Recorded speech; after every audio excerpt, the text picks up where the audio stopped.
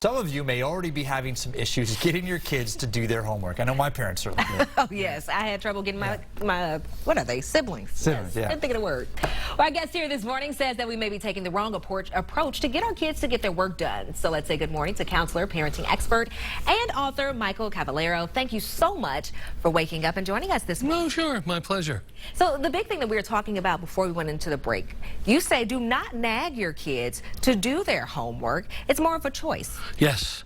If you nag the children, it becomes more oppositional after a while, and they seem to be fighting you. And if you learn to empower them and let them know that what their choices are, make sure that they're very clear on what they need done, let them make the choice and allow them to have the results. This prepares them for the long term as opposed to just the immediate. And let's talk a little bit more about that empowerment, because with those choices also come consequences. So obviously if they make the choice not to do the homework, those are consequences that they will encounter, I guess. Is that what you're saying? Yes, absolutely. Except I switched the word. I don't use consequences. I like to use the word results. Okay. It's less harsh, less authoritarian. It becomes more of like, well, here's what happens. It's sort of like stick your hand in the door and close the door, it hurts, and leave your hand out of the door, it doesn't. Right. It's really just a result. And so this allows them to create decision-making skills, critical thinking skills, whereas if you're on them, they sort of become more dependent. And then they look to others to govern them rather than be more creative on their own. And just to follow up to that, is there a certain age where we start doing that kind of strategy? Is it early on where perhaps, you know, sometimes we find with very younger kids that don't really have the rational thinking to make those decisions themselves? So when do we kind of develop that strategy? I believe that you can start very early, even in around the age of 2, but you do it more with choices. So you give them multiple opportunities. So you would say, well, would you like to touch the cup over here, or would you like to touch the plate over here? And let them now start to make decisions.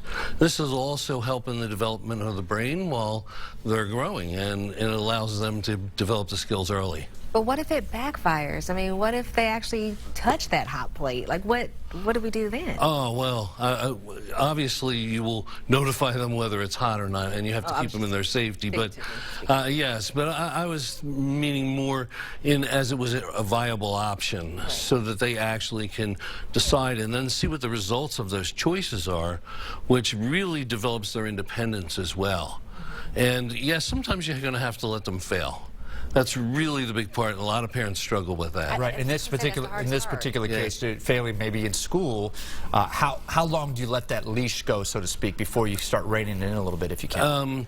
It really depends individually on each child, because each child will have a different personality on how they handle the situation.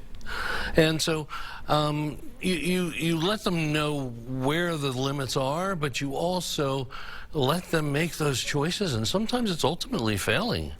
I know a lot of people have a hard time with that. Hear that. But what I will tell you, when most kids that have a pretty good upbringing, they will take it to the limit and they'll realize, oh, I really don't want to fail.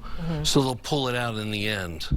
So that nick of time really lets them know, oh, this could really happen, rather than know that, well, my dad's going to save me or my mom's going to save me, and I don't really have to do it, because then I'll wait for the teacher to save me, and I'll wait for my boss to save me. I love that. And this really develops the empowerment skill for the child. They're taking responsibility for their own. Yes, and it's safe while you're still the parent, right? Correct. You can kind of keep the boundaries, but it's still safe.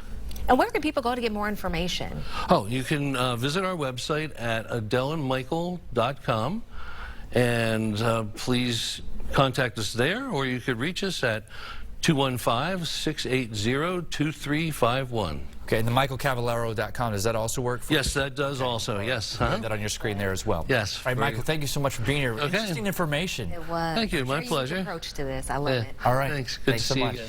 All right, time now for another check of your forecast. We're going to